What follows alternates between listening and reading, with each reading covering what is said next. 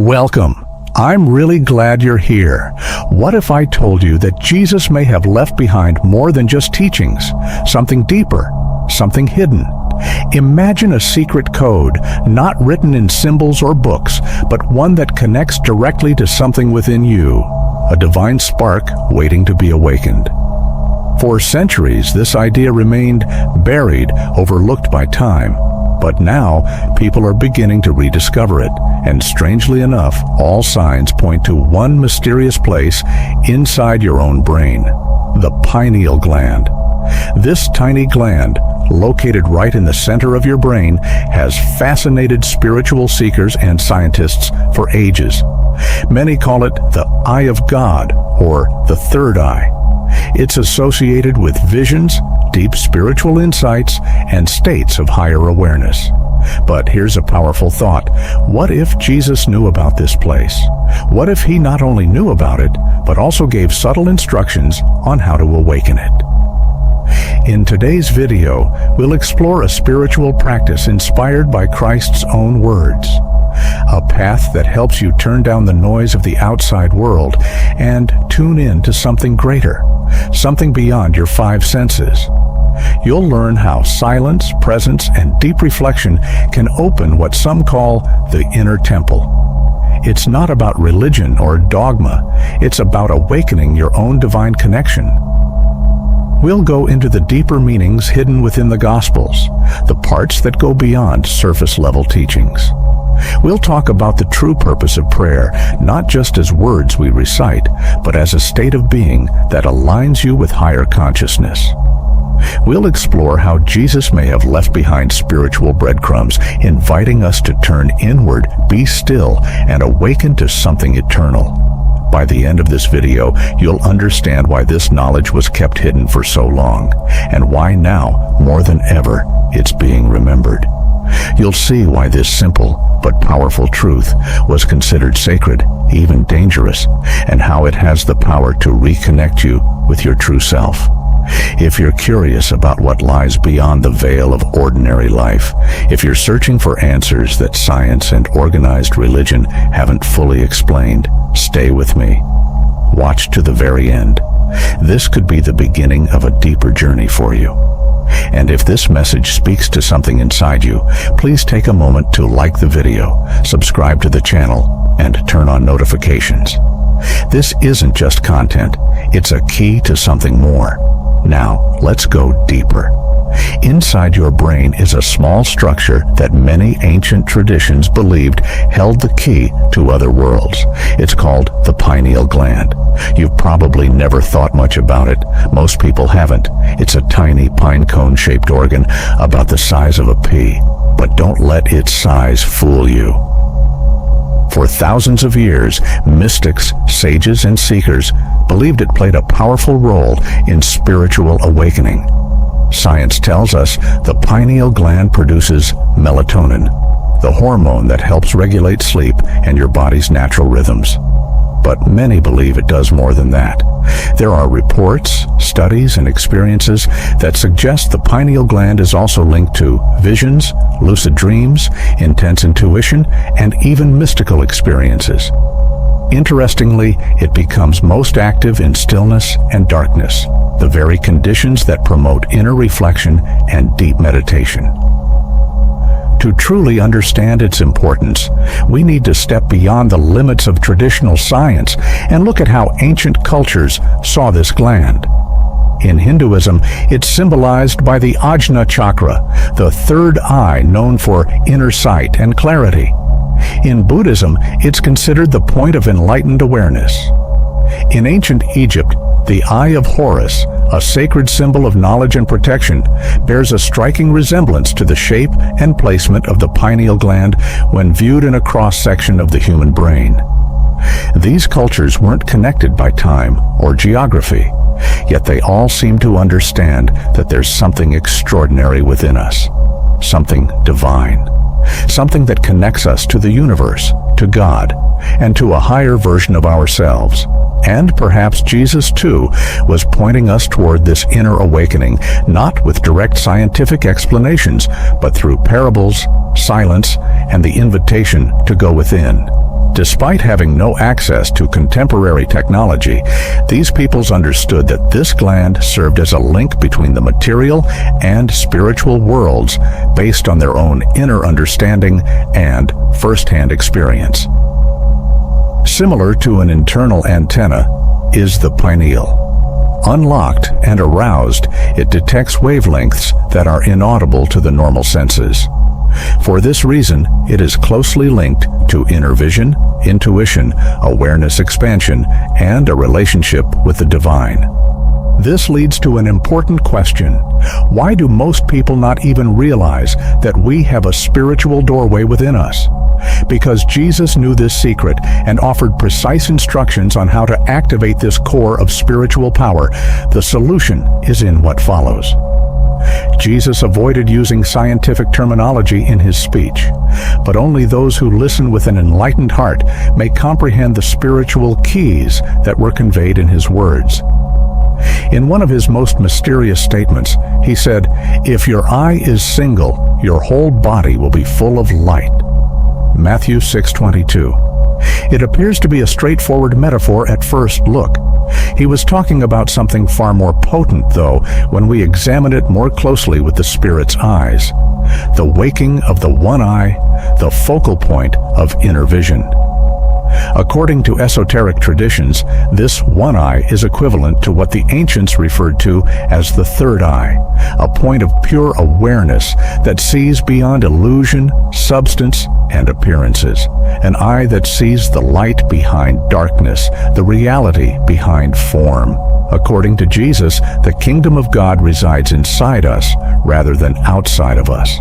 This wasn't only a rhetorical device. He was referring to a spiritual truth that we can only reach by turning within and shutting off the outside world. And what's inside? Quiet, self-reflection, existence, link. Jesus retreated into the desert, separated from the masses, and sank into intense prayer, not to get away from the world, but to become one with it. Here, the desert represents the fruitful emptiness, the inner place where God's word can ultimately be heard. When the pineal gland wakes, it is silent. The light starts to shine from inside when you are still. Jesus used these spiritual strategies, retrenchment, introspection, and surrender, in his daily life. He was aware that the human body is a temple, and that the holy spark, which is housed in the brain's core, is a sacred altar. His statement, "Blessed are the pure in heart, for they shall see God," referred to those who purify their inner selves, including their thoughts, feelings, and intentions, in order to let the soul's vision become clear. And as that vision opens, light fills the entire body. Poetry is not what this is. It's a metamorphosis of vibration. This is the intersection between spirituality and science. Previously regarded as magical, it is now acknowledged as genuine. The map to awaken awareness was given to us by Jesus. The inner eye is where that map starts. Jesus never taught a prayer based on pleading or despair, unlike what many people believe. Instead, he said, "Beg, plead, and wait for something to come from outside." Jesus, on the other hand, talked about alignment, feeling as though it already is, and co-creating with the inner Father. He said, "When you pray, go into your room, close the door, and pray to your Father in secret." Matthew 6:6. However, this chamber isn't a real place. It is the location of awareness within. When the door is closed, the senses are silenced, the outside world is cut off, and the focus is entirely inside. The pineal, the haven of spiritual vision, starts to function during this phase. The solitary eye starts to see when the other eyes shut. Jesus was aware of this. He abstained from more than simply eating. In order to cleanse the temple, purify the energy field, and discover the holy in complete quiet, he engaged in sensory fasting, removing himself from touch, noise, and other distractions. His method of prayer, a vibrating prayer that connects rather than begs, involved complete presence and focused attention. He encouraged people to feel the desired reality as though it already existed, rather than asking. Whatever you ask for in prayer, believe that you have received it and it will be yours. This, believing you have received, is a higher state of awareness that can only be attained when the soul takes over and the ego stops talking. Many people are unaware that the Gospels include codes for deep meditation techniques. The phrases, "Watch and pray," "The kingdom is within you," and "He who has ears, let him hear," all allude to the necessity of arousing an inner listening in order to get access to a reality that is seen only through the eyes of the spirit and not through the body. There was no religion founded by Jesus. He unveiled a way to unity with the source, to enlarging consciousness, and to inner change. And inner quiet is the first step on this route. True prayer takes place in stillness.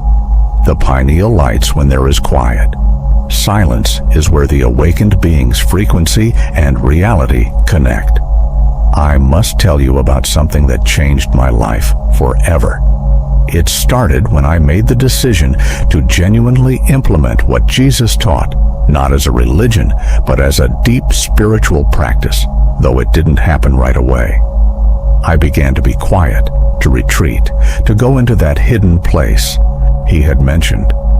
In actuality, I sensed a live presence inside of me more and more the more I performed this.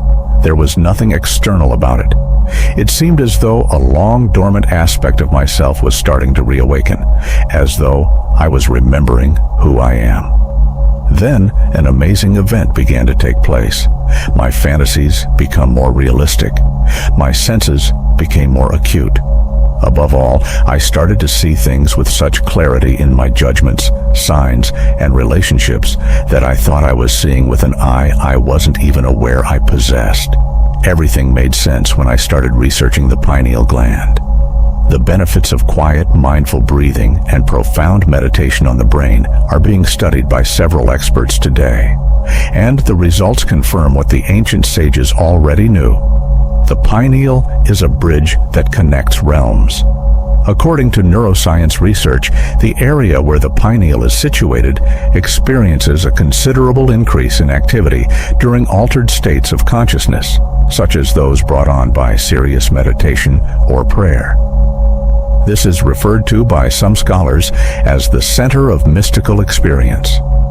Some claim that it is the point at which we may access more nuanced aspects of life. And what's most lovely about it all? It wasn't just me, I realized. When they started practicing this withdrawal, this intense emotion, many of the folks in my immediate vicinity experienced comparable changes. People who recovered from addictions, recovered from trauma, and found their calling again. Common folks, like you and me, were able to tap an innate ability. Then it dawned on me. We are experiencing a communal awakening. The moment has arrived for this information, which for ages was concealed in secret manuscripts, guarded in temples, and concealed in parables, to come to light. The world is prepared. And there's a reason you're hearing this now. Something is waking up within you. And the first step is to simply stop. Take a breath. Take in the quiet. And keep in mind that God's kingdom is not outside. It's within. All of the things we've spoken about today suggest a reality that has been true for thousands of years. Jesus spoke to arouse the heart, not only to be comprehended intellectually. His utterances included spiritual maps, keys, and hints. It is now our responsibility to follow them open-heartedly, fearlessly, and without hurry. The pineal gland is not all that it is. It's a door, and that door is within you. Silence, presence, and the faith you feel without seeing may ignite your living altar, which is a holy temple that doesn't require walls. Everyone is waking up. Additionally, your waking aids in the awakening of all people. Please like this video and leave a comment with your experience, query, or intuition if this message resonated with you or if it made you remember something you've always known. Above all, spread the word to the people you care about, the ones who need to wake up, and the ones who are prepared, since what is occurring right now is more significant than it may appear. And you're involved in it. If you liked the video, give it a thumbs up and let me know what you think in the comments. Don't forget to subscribe and hit the bell so you don't miss any future videos.